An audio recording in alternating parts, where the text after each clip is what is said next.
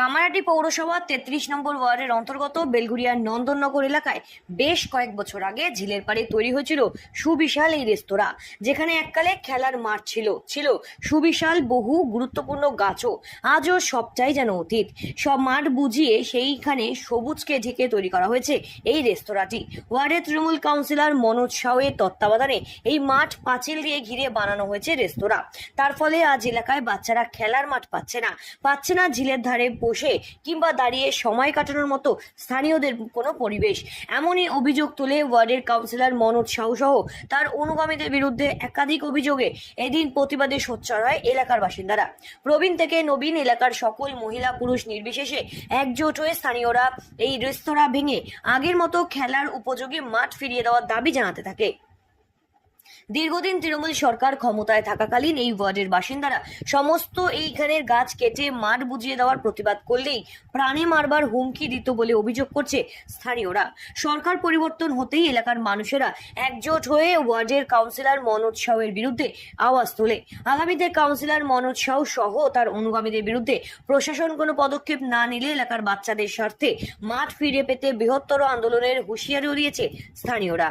তারপরে শেষে আমরা বাধা দিতে গেছি, আমাদের কপালে বন্দুক ঠেকিয়েছে এবং এই মনসায়ের লোকেরা সমস্ত কিছু এবং আর্মস আমাদের কপালে ঠেকিয়েছে এবং থানিট মেরেছে।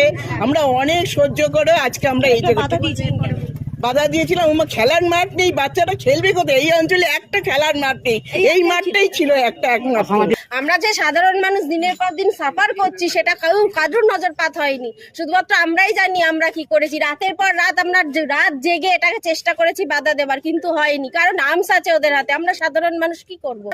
এই যে বাবাই ভৌমিক যে এটা এখন দেখাশোনা করছে এই ব্যাংকোয়েটটা, আমাদের এই দিনও লাস্ট দিনও সরকার চেঞ্জ হওয়ার পরেও আমাদের শাসাচ্ছে। কি শাসাচ্ছে? যে দেখে নেবো এই রাস্তা নাকি এখানে পার্কিং হবে এবং পার্কিং করবে গায়ের জোরে, আর আমাদের বলছে দেখে নেবে। এই যে আমার আন্টিকে বলেছে সকালবেলায় ছেলে অফিসে যায়, রাতে ফিরবে তো। অবশ্যই আমাদের মাঠ যেমন ছিল তেমন চাই, আমাদের চাই না পাঁচিল ভাঙি গুঁড়ো করে প্লেন মাঠে খেলুক বাচ্চারা। একটু বলছেন কেন বাড়ি ছাদ নেই, বাড়ির ছাদে খেলবে বাচ্চারা।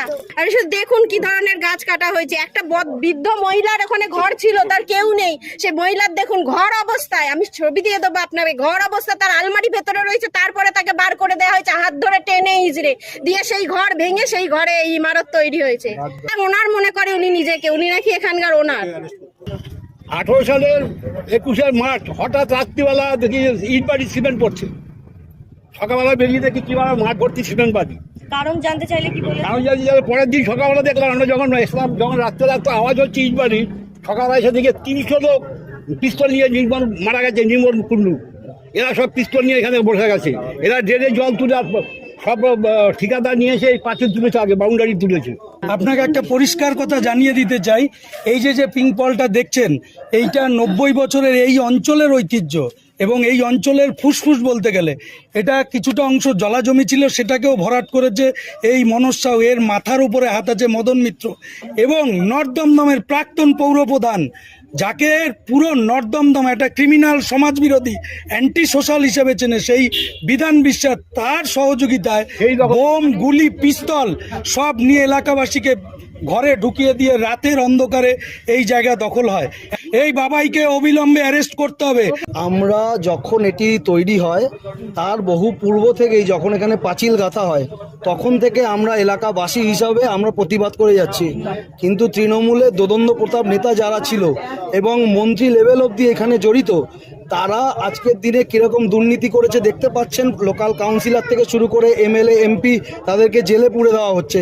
এই অঞ্চলের মানুষজন বিগত 5-7 বছর ধরে এত বিরক্ত, এখানে সারা রাত্রি ধরে খেলা হয়, এইখানে মহিলা ঘটিত ঘটনা ঘটে, এখানে মহিলাদের নিয়ে যাওয়া হয়, তার সাথে অসামাজিক কাজকর্ম ঘটে। এইটাকে বুলডোজার দিয়ে ভেঙে, যেখানে সারা পশ্চিমবঙ্গে যেভাবে অবৈধ নির্মাণগুলোকে ভেঙে দেওয়া হয়েছে, সেইভাবে এটাকে ভেঙে বাচ্চাদের খেলার মাঠ যেন তৈরি করে দেওয়া হয় এবং এইটা মাঠটা ফিরিয়ে দেওয়া হয়। এবং তার সাথে এখানে যে গাছগুলো ছিল, মূল্যবান গাছ ছিল, মেহগিনি গাছ ছিল, আমরা দেখেছি এখানে আরও দামি দামি ফলের গাছ ছিল এবং এখান থেকে আমরা দেখেছি ভালো ভালো কৃত্রিমান খেলোয়াড়রা উঠেছে এই মাঠে খেলাধুলা করে। রেস্টুরেন্ট বা হবে বা একটা নির্মাণ হবে, তখন থেকে আমাদের আন্দোলন জারি ছিল। আমরা কালীঘাটে মমতা ব্যানার্জি পর্যন্ত, আমরা যখন সিএম ছিল তখন সেখান পর্যন্ত আমরা চিঠি চাপাটি করে পাঠিয়েছিলাম মুখ্যমন্ত্রীর কাছে, চিঠি চাপাটি করেছিলাম, কিন্তু তার কোনো ফল আমরা পাইনি। ইভেন এখানকার যারা দুষ্কৃতী ছিল, নর্দমদম প্লাস কামারহাটি, বিধান বিশ্বাসের দুষ্কৃতী, মনুষ্যের দুষ্কৃতী, তারা এই এলাকার লোককে ভয় ভীতি দেখিয়ে প্রয়োজনে মেশিন পর্যন্ত কপালে ঠেকিয়েছে মহিলাদের, যেহেতু মহিলারা সামনের দিকে এগিয়ে এসেছিল, তাদেরকে ভয় দেখিয়ে এই জায়গাটাকে রীতিমতো ছিনিয়ে নেওয়া হয়েছে সাধারণ মানুষের কাছ থেকে। এবং একটা খেলার মাঠ, যে খেলার মাঠটাকে একটা কমার্শিয়ালিজম করা হতো, একটা কমার্শিয়াল অ্যাক্টিভিটির মধ্যে নিয়ে যাওয়া হলো।